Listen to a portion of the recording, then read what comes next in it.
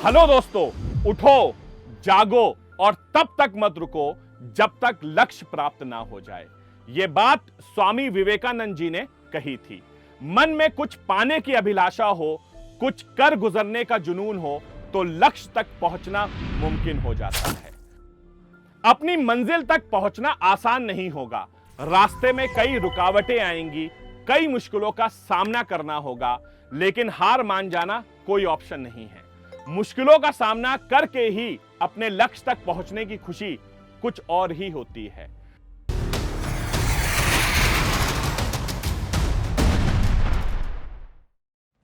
कुछ ऐसे ही हैं हमारे आज के हीरोज, जिन्होंने अपने सामने आने वाली हर मुश्किल को डट कर सामना किया और जीवन की रेस में जीत हासिल की। हल्द्वानी फतेहपुर के रहने वाले 22 साल के हिमांशु पांडे ने सीडीएस में ऑल इंडिया रैंक 1 यानी AIR 1 हासिल किया है। बचपन से ही हिमांशु आर्मी अफसर बनना चाहते थे, लेकिन उनके लिए अपने लक्ष्य तक पहुंचने का सफर बिल्कुल आसान नहीं था। हिमांशु के पिता कमल पांडे एक प्राइवेट कंपनी में ड्राइवर और मां दीपिका एक हाउसवाइफ हैं। एक मामूली से ड्राइवर के बेटे ने सीडीएस की तैयारी 2017 से शुरू कर दी। पहले अटेम्प्ट में उन्होंने परीक्षा के 2 राउंड को पास किया था, लेकिन थर्ड राउंड में मेडिकली अनफिट हो गए, जिसके कारण उन्हें असफलता हासिल हुई। लेकिन हिमांशु ने हार नहीं मानी और कोरोना काल के दौरान और भी जोर शोर से तैयारी की। और जब उसके बाद उन्होंने सीडीएस की परीक्षा दी तो ऑल इंडिया में पहला स्थान हासिल किया। यह बात बताते हुए मुझे बहुत ही गर्व हो रहा है कि हिमांशु पांडे मेरे स्टूडेंट रहे हैं, और मैं अपनी खुशी बयान नहीं कर सकता कि मेरे किसी स्टूडेंट ने AIR 1 अचीव किया है। किसी भी टीचर के लिए उसके स्टूडेंट की सफलता गर्व की बात होती है, और मुझे हिमांशु पर बहुत गर्व है। मेहनत और लगन की एक ऐसी कहानी है आयुषी की, जिनकी कहानी इंस्पिरेशन है हर यूपीएससी एस्पिरेंट के लिए। विजुअली इंपेयर्ड होने के बावजूद उन्होंने अपने सपनों को पूरा करने के लिए हर चैलेंज का सामना किया। 2012 में आयुषी ने एज अ टीचर स्कूल में काम करने की शुरुआत की। टीचिंग करते हुए उन्होंने सिविल सर्विस एग्जाम की तैयारी भी शुरू कर दी। लगातार 5 सालों के संघर्ष और जी तोड़ मेहनत के बाद 2021 में आयुषी ने यूपीएससी में ऑल इंडिया रैंक 48 हासिल किया। एकेडमिक्स हो या स्पोर्ट्स, महिलाएं आज हर क्षेत्र में आगे बढ़ रही हैं और देश की दूसरी महिलाओं के लिए एग्जाम्पल सेट कर रही हैं, जो आगे तो बढ़ना चाहती हैं लेकिन समाज या किसी अन्य कारण की वजह से बढ़ नहीं पाती।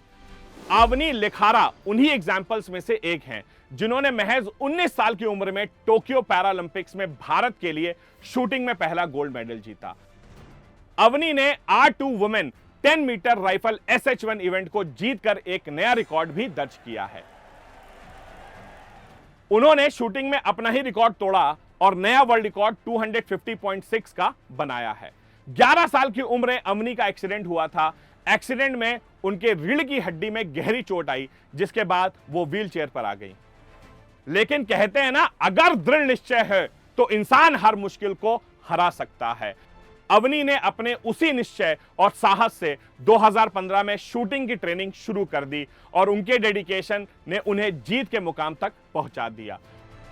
गोल्ड मेडल जीतने की प्रक्रिया में महाराष्ट्र से उभरता सितारा संयुक्ता ने भी बड़ा योगदान दिया है। खेलो इंडिया प्रोग्राम के तहत भारत में हर साल खेलो इंडिया यूथ गेम्स का आयोजन भी किया जाता है। इस स्कीम को 2018 में लॉन्च किया गया था। खेलो इंडिया प्रोग्राम एक नेशनल स्कीम है जो देश भर में स्पोर्ट्स के डेवलपमेंट पर फोकस करता है। इस प्रोग्राम के अंडर 2022 में संयुक्ता काले ने रिदमिक जिम्नास्टिक में भाग लिया और एक नहीं बल्कि क्लीन स्वीप करके 5 गोल्ड मेडल्स अपने नाम किए। रिदमिक जिम्नास्टिक में हुप, रोप, बॉल, क्लब और रिबन शामिल हैं और संयुक्ता ने इन 5 में महारत हासिल की है। बचपन से ही उनका सपना स्पोर्ट्स में अपनी पहचान बनाना था। उन्होंने क्रिकेट, टेनिस, फुटबॉल इत्यादि खेलों में अपना हाथ आजमाया और जब जाकर के रिदमिक जिम्नास्टिक को चुना। 16 साल की संयुक्ता के लिए यह जीत बस एक शुरुआत है। इसके बाद वो इंडियन टीम में अपनी जगह बनाना चाहती हैं और देश के लिए पेरिस ओलंपिक्स में गोल्ड मेडल जीतना चाहती हैं। संयुक्ता हो, हिमांशु हो, आयुषी हो या अवनी हो, इन सब ने यह साबित किया है कि अगर लक्ष्य पाने की चाहत हो तो मुश्किल से मुश्किल हालात में भी इंसान अपने सपनों को पूरा कर सकता है।